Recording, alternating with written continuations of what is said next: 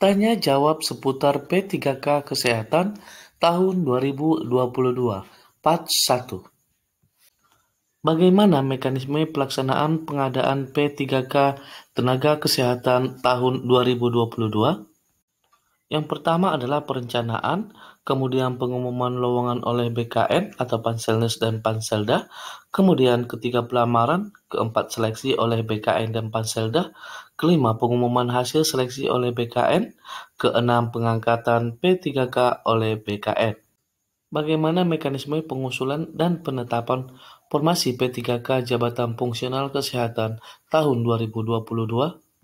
Pengusulan formasi dilakukan oleh instansi pusat dan instansi daerah melalui e-formasi disertai surat resmi dan pertanggungjawaban mutlak dari pejabat pembina kepegawaian instansi kepada Kemenpan RB.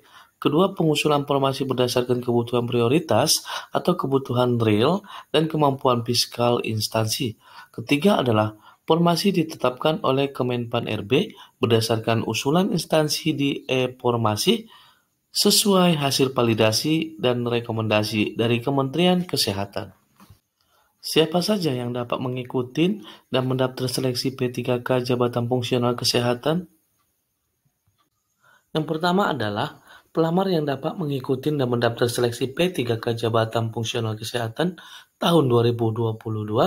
Kedua, ex-tenaga honorer kategori 2. Yang ketiga adalah tenaga kesehatan non-ASN yang terdaftar di SISDMK cut-off 1 April 2022. Apa saja jenis seleksi yang akan diikuti oleh pelamar P3K Jabatan Fungsional Kesehatan? Yang pertama adalah seleksi administrasi, yang kedua adalah seleksi kompetensi teknis, dan yang ketiga adalah wawancara. Apa saja penilaian seleksi kompetensi teknis bagi pelamar P3K Jabatan Fungsional Kesehatan?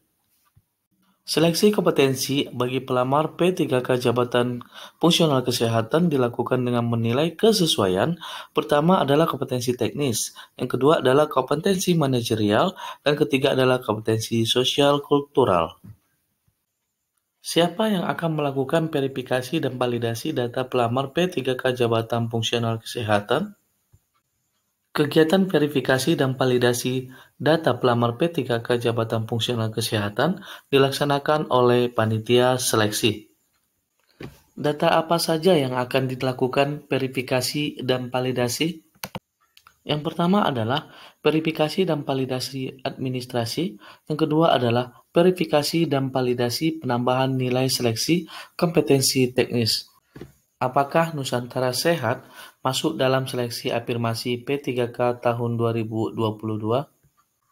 Kembali ke syarat awal bahwa untuk tenaga kesehatan yang masuk ke dalam afirmasi P3K sudah mengabdi di daerah tersebut. Silakan lakukan pendataan oleh daerah untuk masuk dalam usulan P3K di daerah penugasan.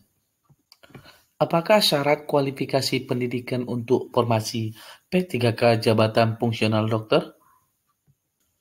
Yang pertama profesi dokter, yang kedua adalah profesi dokter spesialis. Apakah syarat kualifikasi pendidikan untuk formasi P3K Jabatan Fungsional Dokter Gigi? Yang pertama adalah profesi dokter gigi, yang kedua adalah profesi dokter gigi spesialis. Apakah syarat kualifikasi pendidikan untuk formasi P3K Jabatan Fungsional Dokter Pendidikan Klinis? Pertama adalah profesi dokter spesialis. Apakah syarat kualifikasi pendidikan untuk formasi P3K Jabatan Fungsional Bidan? Keahlian, yaitu yang pertama profesi bidan, kedua D4 kebidanan, lulusan sampai dengan tahun 2021. Kemudian yang keterampilan adalah D3 kebidanan.